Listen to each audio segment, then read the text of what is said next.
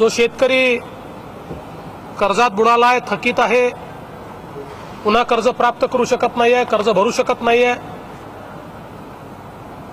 अशा शेतकऱ्याला कर्जमाफी देण्याच्या संदर्भात मागणी होत होती। सभागृहामध्ये देखील शासनाच्या वतीने आम्ही आश्वासन दिलं होतं की जे अडचणीतले शेतकरी आहेत त्यांना आम्ही मदत करू, त्यांची कर्जमाफी करू। त्यानुसार विविध घटकांची चर्चा देखील आमची सुरू होती। मध्यंतरीच्या काळामध्ये काही आंदोलनं देखील झाली।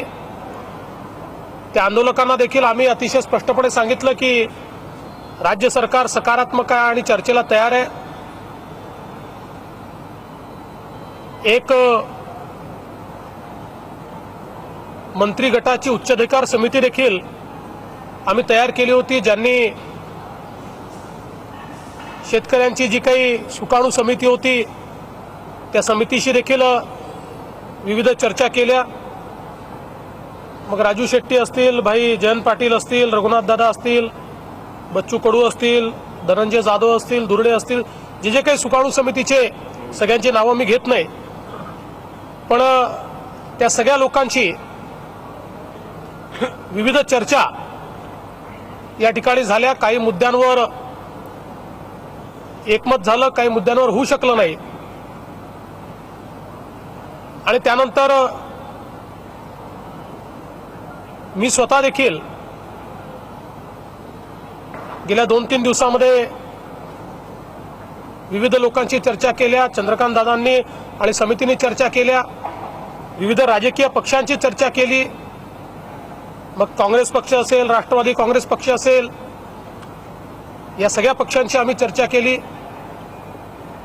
मी स्वतः श्री राजू शेट्टी यांच्याशी चर्चा केली, राष्ट्रवादी काँग्रेसचे अध्यक्ष श्री शरद पवार साहेब यांच्याशी चर्चा केली, आणि आम्ही त्यानंतर सन्माननीय शिवसेना पक्षप्रमुख उद्धव ठाकरेजी यांच्याशी देखील अतिशय सविस्तर चर्चा केली। आणि या चर्चेच्या अंती राज्यातल्या शेतकऱ्यांना कर्जमाफी करण्याच्या संदर्भातला निर्णय आम्ही घेतला। हा जो निर्णय घेतलेला आहे, मी यापूर्वी देखील सांगितलं होतं की राज्य सरकार एक ऐतिहासिक निर्णय घेत आहे,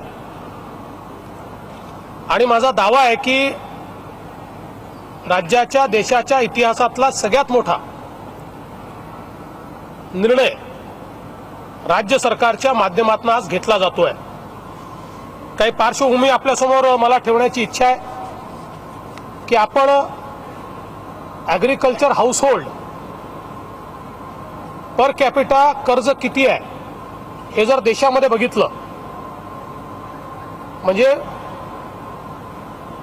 घरटी कर्ज किती कृषीचं, कृषी विभागामध्ये, तर ते केरळमध्ये 2,13,000 रुपये आहे, आंध्र प्रदेशात 1,23,000 रुपये, पंजाबमध्ये 1,19,000 रुपये, तमिळनाडूत 1,15,900 रुपये आहे, कर्नाटकात 97,200 रुपये आहे, तेलंगणात 93,500 रुपये आहे, हरियाणामध्ये 79,000 रुपये आहे, राजस्थानमध्ये 70,000 रुपये आहे, महाराष्ट्रात ते 54,000 रुपये आहे, 54,700 रुपये।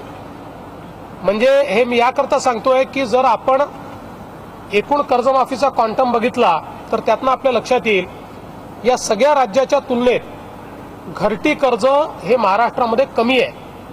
या सगळ्या राज्यांमध्ये महाराष्ट्राच्या दुप्पट जवळपास घरटी कर्ज हे त्या ठिकाणी शेतकऱ्याच्या डोक्यावर आहे।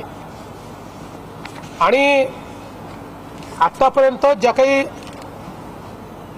कर्जमाफी झाल्या त्या कर्जमाफीच्या संदर्भातला देखील आढावा आम्ही घेतला, तर आपण बघितलं तर केंद्र सरकारनं जी संपूर्ण देशाकरता कर्जमाफी केली होती ती 72,000 कोटीची होती, पण नंतर ती कमी झाली आणि 52,000 कोटीची झाली।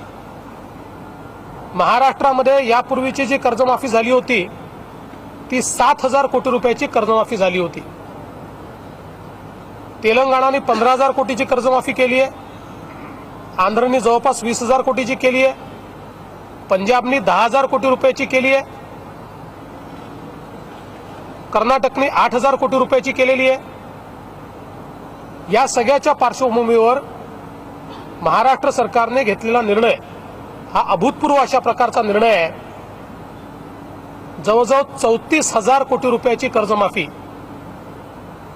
राज्य सरकारच्या वतीनं आज कॅबिनेटने त्याला मान्यता दिली आहे। याच्यामध्ये 1.5 लाखापर्यंतचं कर्ज सरसकट आम्ही माफ करतो आणि 1.5 लाखापर्यंतचं कर्ज सरसकट माफ केल्यामुळे जे थकीत शेतकरी आहेत त्यातले 90% शेतकऱ्यांचा सातबारा पूर्ण कोरा होणार आहे। 90%।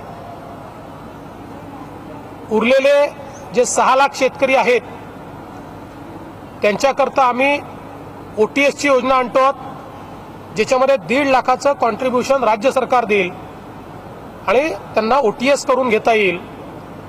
त्यामुळे हे सगळे शेतकरी याच्यामध्ये आम्ही कव्हर केलेले आहेत। यासोबत ज्या शेतकऱ्यांचं कर्जाचं पुनर्गठन झालं ते एकतर थकीत झाले असतील तर पीक कर्जाच्या सवलतीत जातील, मध्यम मुदतीच्या कर्जामध्ये जे गेले आहेत ते त्याच्यामध्ये जातील, कारण हे कर्ज माफ करत असताना पीक कर्जासोबत टर्म लोन ज्याला आपण म्हणतो मध्यम मुदतीचं कर्ज हे देखील आम्ही या ठिकाणी रद्द करतो, माफ करतो। त्याच्यामुळे पुनर्गठित थकीत जे आहेत किंवा मध्यम मुदतीत गेलेले आहेत त्यांना देखील या ठिकाणी या कर्जमाफीचा उपयोग होणार आहे। हा जर आपण हिशोब लावला तर एकूण 40 लाख शेतकऱ्यांचा सातबारा कोरा होणार आहे आणि त्यासोबत